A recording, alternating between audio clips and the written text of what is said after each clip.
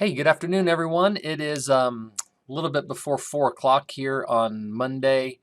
Let's just take a look at what happened in the markets. I've got crude oil up in front of you here, and I just wanted to show you what today's bar looks like. You know, right now we're down 284. We've been down a little over $3, and so that looks really terrible and scary when you see it on the ticker. But then you look at this and realize really we didn't do anything. We didn't break any significant support or resistance in the oil market. It's just super volatile. But this action here today was spurred on by news coming out of Saudi Arabia that they were going to cut prices. Or discount their prices in order to curb lower demand. And so that was immediately sold in our markets here as well, right? Corn is mostly energy, so it was immediately sold off.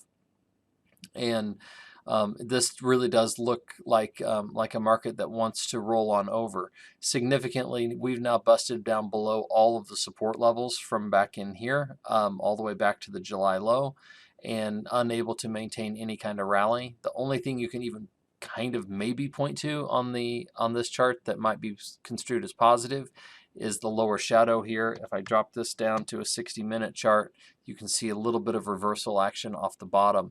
But on the daily, really you can't say, oh, we've bottomed at all. You have to just assume that a rally is going to get sold at least one more time.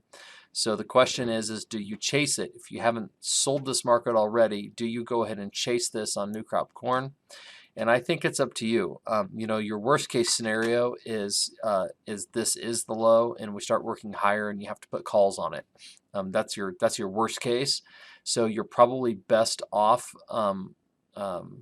looking ahead and saying, hey, what's coming up this week? Well, we have a big crop report. So can we go lower? Can we go higher? And the answer is we just don't know, right? There seems to be a complete and total lack of bullish catalyst that's circulating through the grain markets, and so there's just downward pressure. Some of these counts are overextended, all that stuff, but I'm not going to call a bottom at all because a market can go lower. So if you want to sell this, I don't blame you. You can, no problem at all.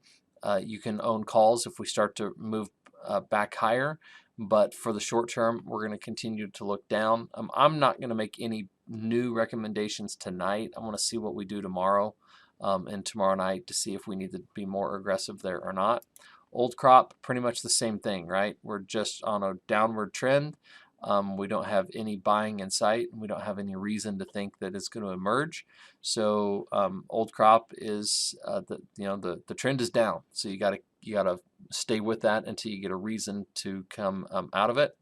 If we look at our oscillators, we can look for divergence here, and we do have some, even though this isn't super compelling on the MACD, we do have some divergence.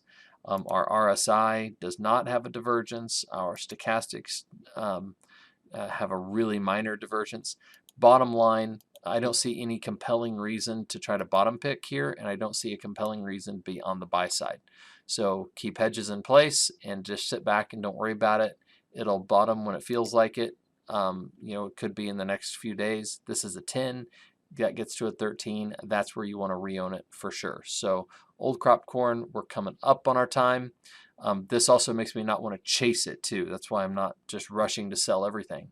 Because if we get 3 more days of down, then historically we would get a rally like we did here on this 13, right?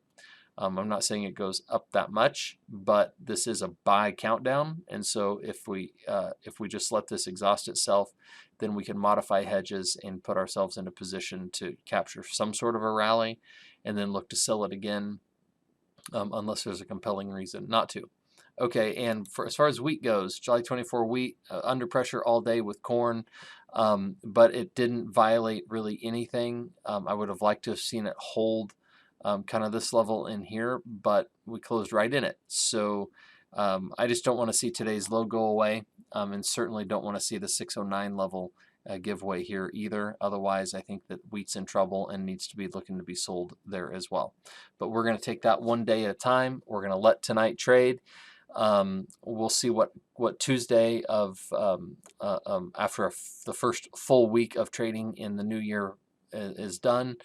today. We'll see what Tuesday brings, and we'll look for a definitive signal at that time. I guess, in other words, synthesize all this.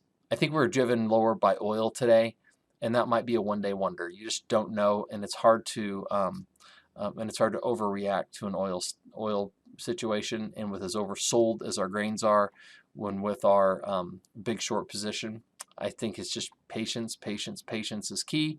But if you're nervous and want to own puts or want to move some bushels and re-own with calls when it's time, that's fine too. Completely get it, and wouldn't argue with you and if you wanted to do that either. All right, that's only 5 minutes. I know that's a short one. A little bit of heads up for the week. So on Thursday, we're going to be really short-handed. I will be out Monday or Wednesday and Thursday. Planning to be back in the office on Friday. We've got to go attend a funeral Wednesday and Thursday, and then planning to be back in on Friday unless something keeps us from that. But we are trying to stay on top of markets and trying to keep you guys informed as well. But if you have questions or can't or struggle to get me on the phone, that's why. Just kind of a lot of family stuff going on there. So have a great night. Remember, there is risk trading futures and options, and you should only do so in light of your own financial condition. I hope you guys have a great night. We'll talk to you tomorrow. See ya.